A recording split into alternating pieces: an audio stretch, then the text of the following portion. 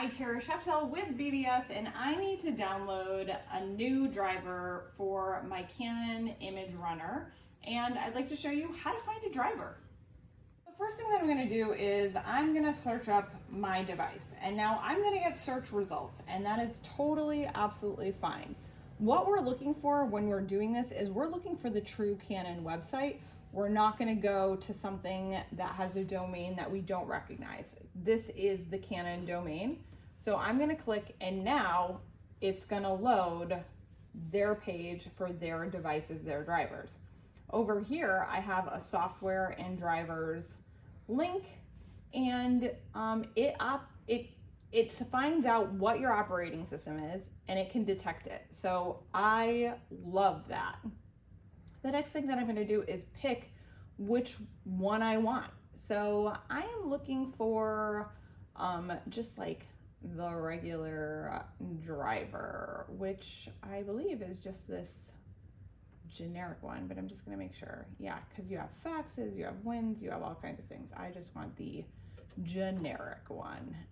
So I am going to pull down this PCL6 driver because that is the language I like. It's going to start downloading. And it happens pretty fast. So now I have it in here. And now what I'm going to show you to do is open the file location. And you can see that this is zipped. In order to make this work, we're going to have it highlighted like it is here. And then I'm going to extract all. And when I extract all, it's going to make it so that my computer can actually read what is in there. So now it's unzipping that file so that I can see exactly what's on the inside. Perfect. So now all of this is in here. Lovely. So now I'm going to go over to my settings down here, and I'm going to do printers and scanners, and voila. She opens, and I'm going to do add a device. You are going to be very tempted to just use one of these things that shows up. Whether or not your device shows up here, you're going to click, the printer I want isn't listed. I'm going to add it manually. The reason being is we want to use our driver, not the Windows driver. And yes, I want this to make changes because Windows is really protective. They really want you to use their stuff. But when you're paying a lot for a copier and it has all these crazy good functions and whistles and bells, you want to be able to use them. And that's really important. I'm doing a TCP IP address, and I'm going to now type in my IP address.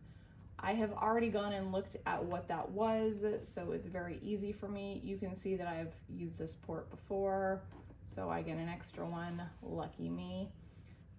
Now I'm going to say I have disk,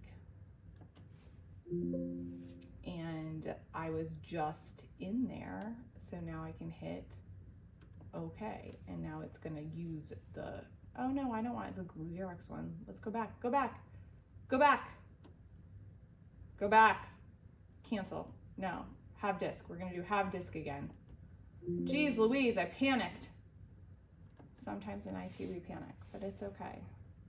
Not all of us are perfect all of the time. I'm only perfect 98% of the time, and I just live my life like that, and that's okay.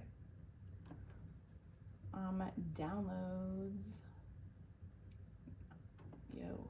Okay, and we're gonna scroll to the top because, you know, while I really love my iCloud stuff, is it really only 11 whatever in the morning? Cool. Yeah. Open. Do it. What is this happening?